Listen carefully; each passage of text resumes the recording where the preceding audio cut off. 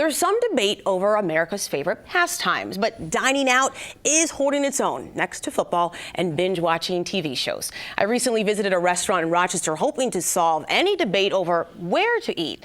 As I learned, this isn't just any restaurant, but a place where dreams and a mean dish of jerk chicken are being made every day. Take a look.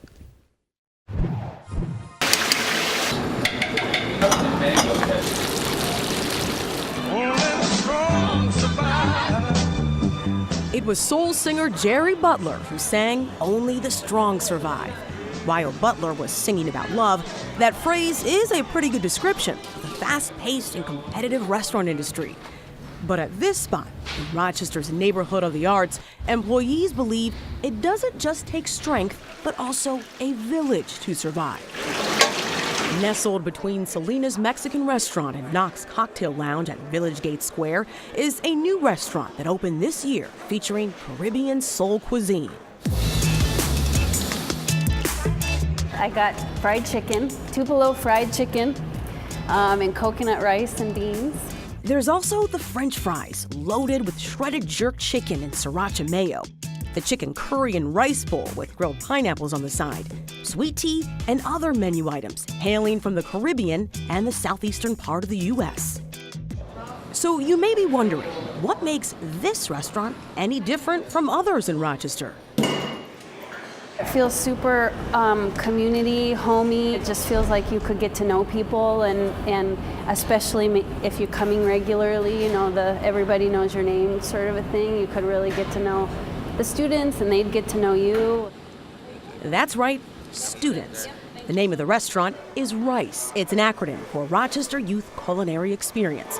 All the youth are currently enrolled in or recent graduates from here, East High School's Culinary Arts program. We couldn't find anything that really fit what we were doing, being at the high school level and being a standalone business. So we're just moving forward, and any pointers people give us, we take them and do what we can with them and just figure it out as we go. RYCE is the brainchild of Kelly and Aaron Metris. The husband and wife team are anything but novices when it comes to the restaurant industry. They're also the owners of Selena's and partners at Knox Cocktail, the next-door neighbors of RYCE. We had this blank space and we wanted to build it up from scratch, and we could show them what it took to open their own place if they ever wanted to do so in the future.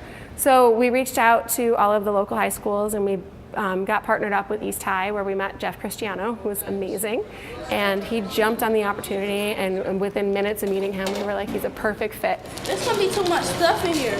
Not empty. Fine. Creating the restaurant beyond its initial concept was the job of the East High students. Everything from the open kitchen, tiki hut, and surfboard bar came from their ideas. Every meeting, I tried to make it my business to be there.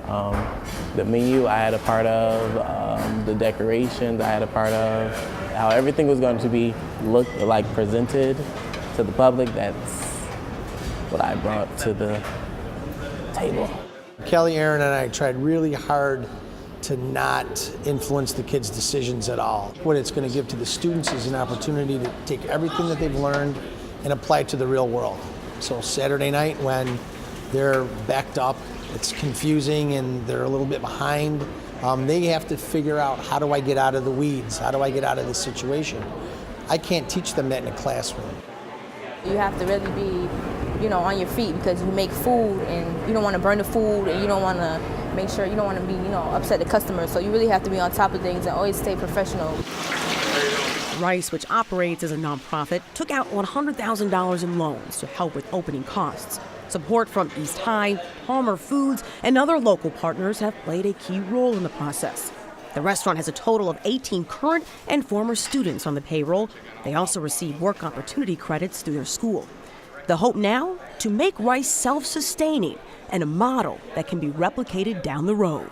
That's essentially our ultimate goal, is that the food's going to speak for itself and the service is going to speak for itself, and the students are phenomenal, and that people are going to be impressed and they're going to come back and bring their friends.